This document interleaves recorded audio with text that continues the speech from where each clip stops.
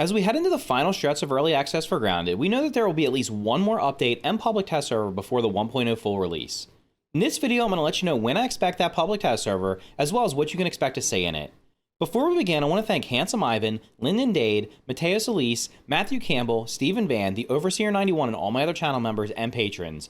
You can support the channel today via a membership or by becoming a patron. Links for both are in the description down below. Thanks again to all my channel members and patrons. Let's get started. So I want to start this video off by taking a look at a calendar for July 2022. We are currently in July 2022 as I'm recording this. The reason I want to look at this is because I believe the final public test server and update before 1.0 will happen sometime this month. Now, when is that most likely to happen? It's most likely to happen in the final week. The reason for that is recently the developers announced they were going to be at San Diego Comic-Con between July 21st and 24th. That's right here in red. And then the July 28th, which is the following week, is the Grounded 2-year birthday. Grounded released into early access and game preview 2 years ago on July 28th, 2020. So they're going to have a birthday celebration stream, whether it's either going to be on the 27th or the 28th. Not sure yet, as they normally stream on Wednesdays, but with it being the 28th and coming back from this trip, might make sense for them to do it on the 28th. So I believe the final update and final public test server will happen either on the 27th or 28th, whatever day they decide to stream. They're more likely than not going to open it up that day. And they might show what's going to happen, be in that update during while they're at Comic-Con, kind of like they did when they were at PAX East a few months ago. But they also might just show off some more 1.0 stuff and then hold back the news for the public test server until the birthday stream, either on the 27th or 28th. So with that said, let's take a look. Let's jump over to the game and take a look at what might be in this final update before 1.0. And I'll let you know why I think it's going to be the final update. So what I want to do first is take a quick look at what was added in the previous update and explain why I think that's going to have a lot of bearing on what's added in this next update, as well as what I don't expect to be added in the next update. So first off, the things they did were they populated some of the map up here with some new terrain. There's no new enemies in here. The only thing there is usually like an aphid sometimes wanders over here, and maybe a bee, but there's no new enemies over here. It's just they did tons of work over here. It does look fantastic. In addition to that, they added the mixers, which you can see around the map. There's 5 mixers currently in the game. There's probably going to be more added. There's definitely going to be more added. So there's 5 mixers, which look like this, which these are part of the base defenses. And then, of course, they added to faction raids. Now, I built this little castle here, this little compact castle specifically for faction raids to test it out against them. It's done pretty well. Nothing's been able to break into my base here because I have like a triple layer of mushroom walls, which is currently the strongest walls in the game. So those were the main things that were added. In addition to that, they also added some building stuff. So let's take a look at the building stuff they added. For the base defenses, they added... Actually, first, let's take a look at the glue factory, which is right here. The glue factory is for repairing armor. So actually, it's for making repair glue, which can be used to repair armor and weapons. In addition to that, they added pollen turrets, pebble turrets, and explosive bird traps. And they also removed the tripwire bomb trap. So these are for base defenses. Personally, I don't use them very much, but you can use them. And then in addition to that, they also added, they added the waft emitter. I believe that was added in the last one, the waft emitter. I'm pretty sure it was. So that was added in the last update. And then in addition to that, they added the ability to upgrade armor. So armor upgrades were here, and you can upgrade them similar to how you upgrade weapons. They start at level 0 when you craft them, and then you can upgrade them up to level 9. In this case, instead of using quartzite, you're going to be using grub leather plates, and then berry leather plates, and then pupil leather plates. So those were the things that were added. And basically that was a new system. The faction raids were a new system. The mixers are kind of a new system added to the game. And one thing we know is that before 1.0, the developers do want us to test out a new system or new systems. They haven't really specified what or how many we're going to be testing out. So basically what I think is going to be added in the next update is going to be some type of new system or a modification of an existing system. So there were 5 things I came up with that I think might either be modified or be added to the game for us to test out. The first one's going to be the cooking system. So currently you can cook either using a roasting spit, which I have up here in my little bedroom area. So of course you can put roasts on here. And then in addition to that, you can get the oven, which you can use to make different things. The oven can be used to make meals, as well as the upgrade pieces that are needed for weapons. And then of course, mushroom bricks and the BLT, which we need to summon the broodmother. Now, the issue with this is by the time you get the oven, and the developers are aware of this, I brought this up on the last live stream. I think that the game director was on there. By the time we get the oven, we have already unlocked most of this stuff, and it honestly makes a lot of it become irrelevant because you can get many of these meals unlocked by completing the earlier labs, because there's cookbooks available, but you're not able to actually cook them until you get the charcoal, which is all the way up here in the barbecue spill area, which is like right here. This is a late game area. You can get this without antline armor. It's very difficult to do it, and it's just going to be a exercise in futility for most people. So more likely than not, you're going to have to get to the sandbox to get antline armor, unlock fresh defense, and then come up here and be able to get the charcoal chunks to be able to craft yourself an oven, which means you're not going to be able to cook most of the early game meals. You're not going to be able to upgrade your weapons past, I believe, level 5. So having the oven and the cooking system overhauled by either adding tiered ovens or perhaps making the oven, maybe you have to craft, maybe you get it, maybe there's going to be 3 different, I suggested 3 different ovens. Maybe there'll be an oven that uses early game parts to craft the tier 1 meals, and then maybe there's one for tier 2 and tier 3, or maybe they just make the oven cheaper to get. Maybe you have to upgrade it later on using charcoal to make the other stuff. I'm not sure, but I think that might be something worth testing out, is changing the ability to get the oven earlier on, just so that we're able to actually be able to cook the meals. Because honestly, even if they give it to us early on, you're not going to be able to upgrade your weapons until you get some of the later chips anyway. So it doesn't really matter that much. So I think that might be one. In addition to that, as I mentioned, this base I built was specifically for faction raids. I think faction raids are probably going to get some fine tuning in a couple of areas. One's going to be the frequency. Right now, I don't think they happen often enough. They were when they were first introduced. There were people that were complaining that they were too frequent or they didn't want them at all. So I think they need to make them optional for everyone. That would be number one. Even in existing saves, I think they should be optional. If you don't want them, you don't have to have them. But I also personally think that they should be more frequent. I've gone out of my way in testing to try to. I've been going around and just slaughtering as many bugs as possible. And more often than not, I just don't get a faction raid from it. I've gotten more faction raids from red ants than anything else, even though I've gone out of my way to kill all the termites multiple times. I've gotten one spider raid, even though I've killed spiders tons of times. Doesn't matter what I kill, they just don't. Black ants, I went up on the shed deck up here and killed every black ant multiple times. They never raided me. The only time I actually had a black ant raid supposed to trigger was when I went through the black ant hill after they made us go back through it. And unfortunately, what ended up happening was the game crashed. It was like the one and only time the game crashed during that public test server, and the raid ended up getting canceled and never happened again. So I think they're going to make some tweaks to faction raids. I think in addition to maybe changing the frequency of them, maybe they'll give us a better idea of how they're happening, as well as possibly add additional faction raids. Right now, the only ones we get are red ant, black ant, termite, bee, mosquito, spider, and infected. I think it would make sense for them to. They did say for the infected that they might add. Well, that as of now, the infected wolf spider is not part of it. That might change in the future. Maybe it'll change in this next update. Maybe they put that back in. I think it would also make sense for them to add either probably larva raids, because larvas did raid the bases way back when the game first released and they took it out. Maybe ladybird larva, maybe the ladybirds. Anything that's aggressive would make sense for them to possibly raid us and just make faction raids more diverse and more difficult. And then I think in addition to that, along the same lines is the mixers. So the mixers right now are not repeatable. One of the most requested features by me and many others was to make these repeatable. They did say they were going to look into that. Originally, they said there was no plan to make them repeatable, but now they're saying that they said that it's been highly requested, so they're going to take a look at it. So perhaps they're going to make mixers either repeatable, or in addition to that, they might change the rewards, because right now the only thing you get from completing them one time is 2,000 raw science. And I'm sure many of you are probably in the same situation as I am. I currently have 64,000 raw science, and I've purchased everything. It doesn't matter what they add to the Burgle Swap Shop. After this update, I'm going to be able to buy all of it without having to get any new raw science. So right now you can get tons of raw science. Now, of course, I know this is a save I've been playing for several hundred in-game days. I think we're at like day 400 or something like that. If we go check, day 462. And obviously, most people aren't going to have that many days in the game. But just playing through the game, you end up getting way too much raw science. So I think maybe changing the reward for the mixers and also making them repeatable would be a cool system to test out in the next update. In addition to that, the armor upgrades, like I said, are currently done through the smithing station. Well, I guess this could possibly make sense. It doesn't really make sense if you think about it. This kind of looks like an anvil, which you would typically use to upgrade your weapons. I think it would make sense for them to add a separate crafting station, that maybe it's a loom or something along those lines for upgrading armor, and perhaps changing the armor upgrade system to just a little bit more, because right now there's still some issues with it being way too expensive. As an example, the other day I was testing something out on stream, and it took me, I believe, 2 hours just to upgrade one weapon from level 7 to 9, and 1 armor is from level 0 to level 9. Even though I had most of the resources, it took me forever just to sit here and just put the things in the machine, in the different machines, crafting all the plates.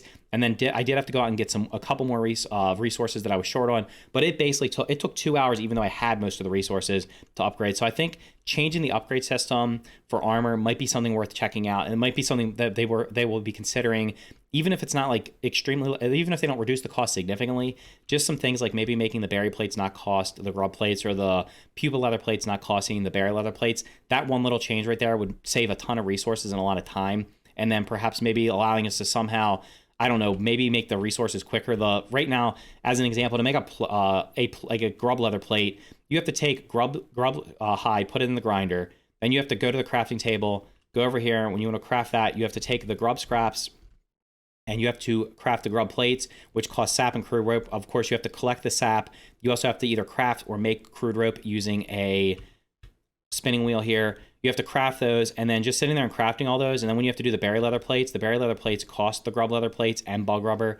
And then the pupa leather plates cost they cost pupa scraps, duff gunk, and then berry leather plates. So it just ends up being like, just you're spending a lot of time crafting, a lot of downtime doing that, where you're not actually really doing much in the game. You're not actually playing the game, I want to say. You're basically just sitting there doing tedious stuff. So hopefully they take a look at that a little bit. And then the last system I think that they might want to consider testing out, or they might want us to test out, because this will be a huge one, would be a weather system.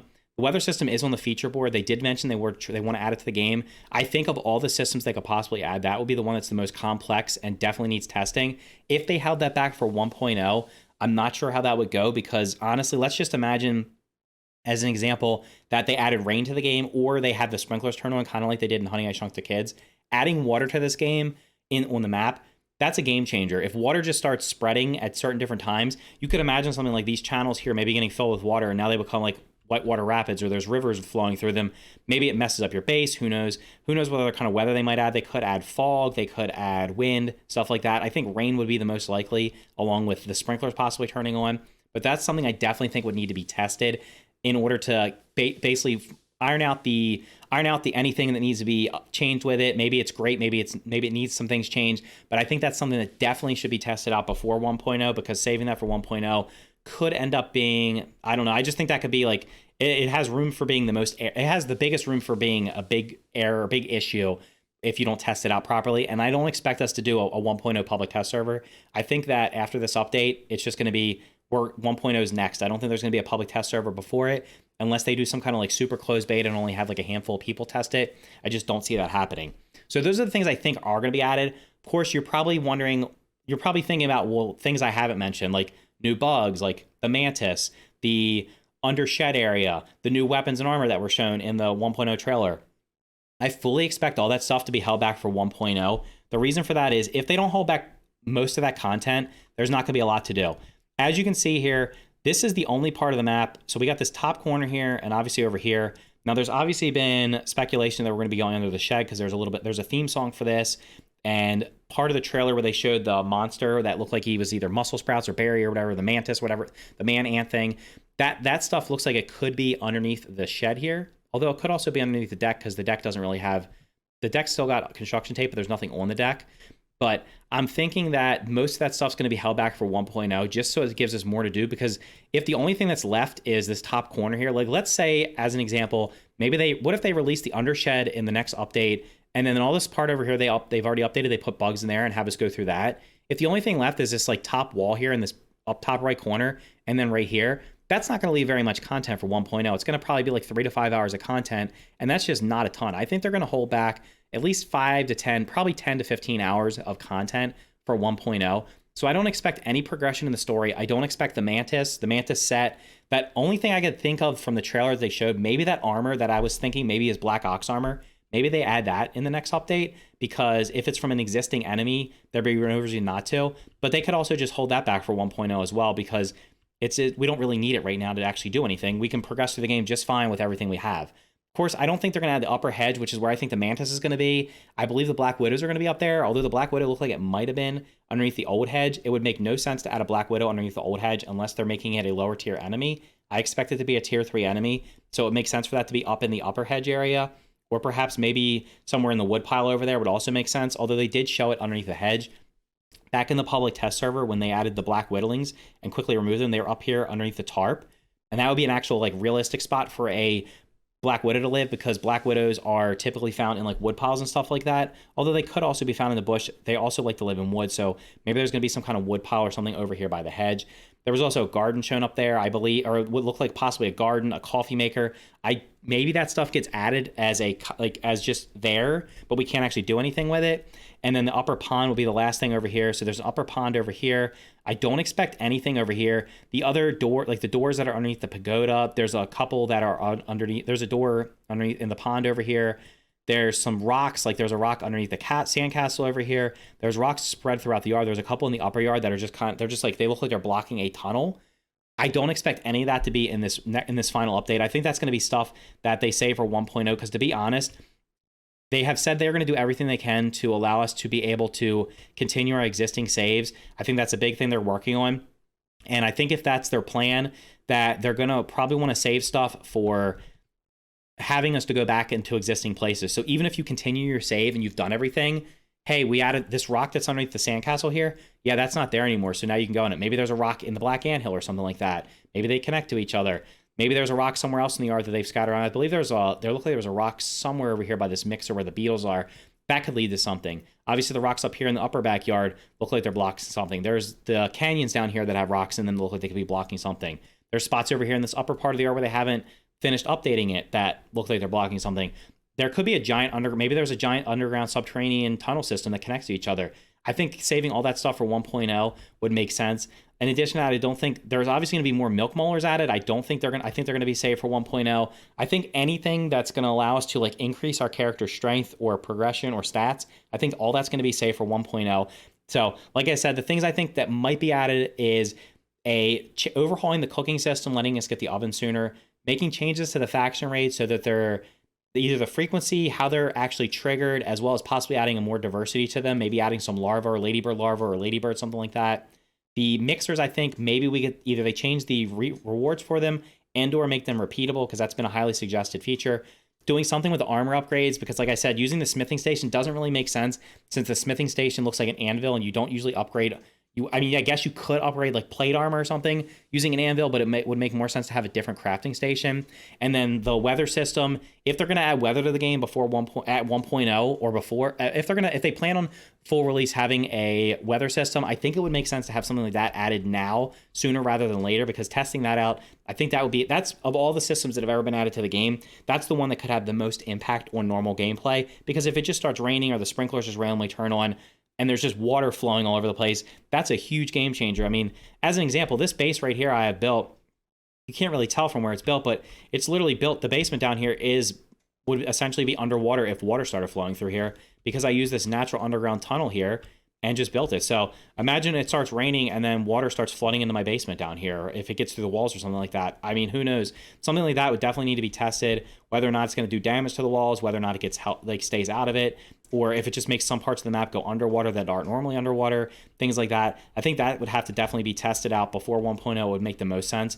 And then, like I said, I don't expect any new bugs, mutations, achievements, any new weapons or armor. The only armor that might make sense is if that one armor that was shown that looked like it was Mongolian or Viking, if that's Black Ox armor or is using a current armor, whether it's Scarabs or the Green Shield Bug or something like that, if that's using existing bugs, that might make sense to add. But any other new weapons and armor and the bugs that were shown off, I think they're all going to be held for 1.0, and rightfully so, because honestly, I hope that the 1.0 has a ton of content.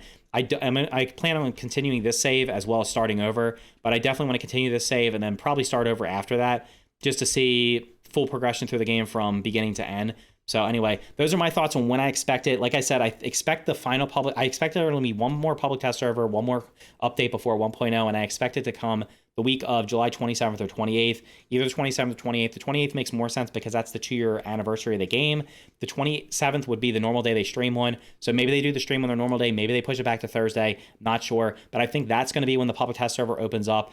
It'll probably be a normal 2-week public test server, and I expect it to just be kind of like the last one where they add some new systems to the game, not any more progression, not any, like, it might be some new content, but nothing that's going to progress the story any further. I think that's all going to be safe for 1.0. So let me know if you agree or disagree, if you think there's anything I missed, or if you think there's some things I mentioned that might not come. Let me know in the comments down below. If you found the video helpful, make sure to hit the like button and consider subscribing for more videos just like this. If you want to support the channel, you can become a member today by clicking the join card on the screen right now, or becoming a patron via Patreon via the link down in the description. Thanks again for watching, and I'll see you in the next video.